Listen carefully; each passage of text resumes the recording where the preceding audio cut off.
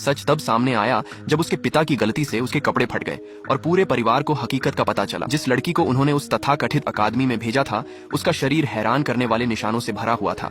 हर घाव उसके सहते हुए अत्याचार की कहानी बता रहा था। जब उसका परिवार अपराध बोध में माफी मांगने आया, वो पहले ही बहुत निराश थी। उसने बिना किसी झिझक के उनके साथ संबंध तोड़ दिए। पता चला वो उनकी असली बेटी थी। 3 साल पहले घर लाए जाने के बाद उसकी चालाक सौतेली बहन अपनी जगह खोने से डरती थी, इसलिए उसने लड़की को नशीला दिया और एक अजनबी आदमी के साथ फंसा दिया। फिर उसने उनका भाई और माता पिता भी इसमें खींच लिया ताकि वे इस स्टेज दृश्य को देख सकें। लड़की चाहे जितना समझाए, उन्होंने सिर्फ वही देखा जो आंखों ने देखा। वे उसे बेरहमी से उस तथाकथित सदाचार अकादमी में भेज दिए, लेकिन वो अनुशासन का स्थान नहीं था बल्कि शुद्ध नर्क था। पूरे 3 सालों तक उसका शरीर कोड़ों के निशानों से भरा हुआ था। उसे पतले कपड़ों में बर्फ में घुटने टेकने पर मजबूर किया गया और अब उसकी तबीयत खतरनाक हो चुकी थी। सिर्फ 3 महीने ही बचे थे। उस दिन उसका भाई उसे घर ले जाने आया, लेकिन उसे कोई खुशी महसूस नहीं हुई। उसने पहले ही उनके बदसूरत दिल को देख लिया था। जैसे उम्मीद थी, उसका पहला सवाल देखभाल का नहीं बल्कि ठंडा था। क्या अब तुम अपनी गलती मानती हो? फिर उसने उस पर कोट पहनाने की कोशिश की, लेकिन उसने तुरंत इनकार कर दिया। तभी उसे एहसास हुआ कि जो प्यारी छोटी बहन उसने कभी जानी थी, वो हमेशा के लिए चली गई और उसे ये नहीं पता था कि बदले की एक तूफान अभी भी उसके सामने इंतजार कर रही थी।